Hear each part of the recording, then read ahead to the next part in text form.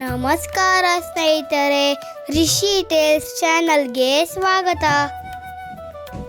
ಎಲ್ಲರಿಗೂ ದೀಪಾವಳಿ ಹಬ್ಬದ ಶುಭಾಶಯಗಳು. ಇವತ್ತು ನಾವು ದೀಪಾವಳಿಯ ಮೊದಲ ದಿನದ ಕತೆ ಕೇಳೋಣ. ಬಹಳ ವರ್ಷಗಳ ಹಿಂದೆ ಭೂಮಾತೆಗೆ ಒಬ್ಬ ಮಗ ಹುಟ್ಟಿದ. ಅವನೇ ನರಕಾಸುರ. ಅವನು ಶಕ್ತಿಶಾಲಿ, ಬುದ್ಧಿವಂತ, ಆದರೆ ತುಂಬ ಅಹಂಕಾರಿಯೂ ಆಗಿದ್ದ. ಮೊದಲು ನರಕಾಸುರ ಒಳ್ಳೆಯವನೇ ಆಗಿದ್ದ. ಆದರೆ ಸಮಯ ಕಳೆಯುತ್ತಾ ಅಧಿಕಾರ ಮತ್ತು ಶಕ್ತಿಯಲ್ಲಿ ಮುಳುಗಿದ.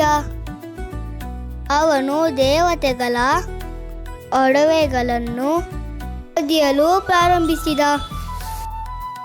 ನೂರಾರು ಜನರನ್ನು ಕಷ್ಟಪಡಿಸಿದ. ದೇವತೆಗಳು ತುಂಬ ಭಯಪಟ್ಟರು. ಅವರು ವಿಷ್ಣುವಿನ ಹತ್ತಿರ, ಪ್ರಭು, ನಮ್ಮನ್ನು ನರಕಾಸುರನಿಂದ ರಕ್ಷಿಸಿ ಎಂದು ಪ್ರಾರ್ಥಿಸಿದರು. ವಿಷ್ಣು ನಗುತ್ತಾ, ಸಮಯ ಬಂದಾಗ ನಾನು ಕೃಷ್ಣನಾಗಿ ಅವನ ದುಷ್ಟತನಕ್ಕೆ ಅಂತ್ಯ ಮಾಡುತ್ತೇನೆ ಎಂದು ಹೇಳಿದರು.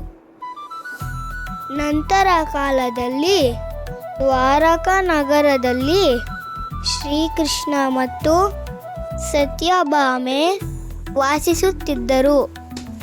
ಒಂದು ದಿನ ನರಕಾಸುರ ದೇವತೆಗಳ ಒಡವೆಗಳನ್ನು ಕದ್ದು ಹೋದ ಎಂಬ ಸುದ್ದಿ ಬಂತು.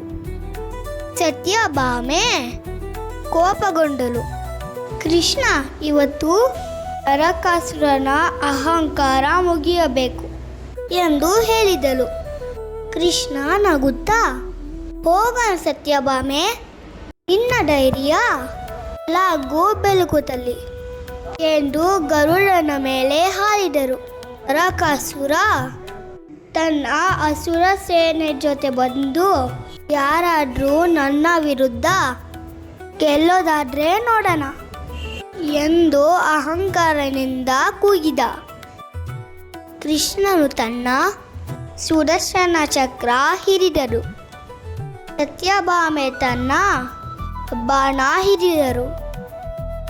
ಯುದ್ಧ ಶುರು ಆಯಿತು. ಕೊನೆಗೆ ಸತ್ಯಭಾಮೆ ಒಂದು ಬಾಣ ಹಾರಿಸಿದರು. ಅದು ನರಕಾಸುರನ ಹೃದಯಕ್ಕೆ ತಗುಲಿತು.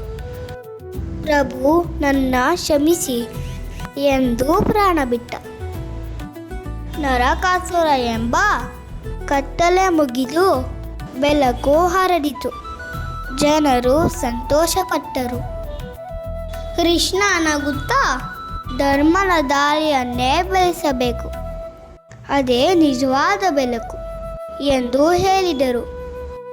ಆ ದಿನದಿಂದ ಜನರು ದೀಪ ಹಚ್ಚಿ ಸಂಭ್ರಮಿಸುತ್ತಾರೆ. ಇದೇ ನರಕ ಚತುರ್ದಶಿ. ನಾಳೆ ಎಲ್ಲ ಮನೆಗಳು ದೀಪಗಳಿಂದ ಹೊಳೆಯುತ್ತದೆ ಮತ್ತು ಲಕ್ಷ್ಮೀ ದೇವಿಯು ಹೇಗೆ ಬರುವರು ಎಂಬ ಕತೆ ಕೇಳೋಣ. ಮತ್ತೆ ಇಷ್ಟ ಆದರೆ ಸಬ್ಸ್ಕ್ರೈಬ್, ಲೈಕ್, ಶೇರ್ ಮಾಡಿ.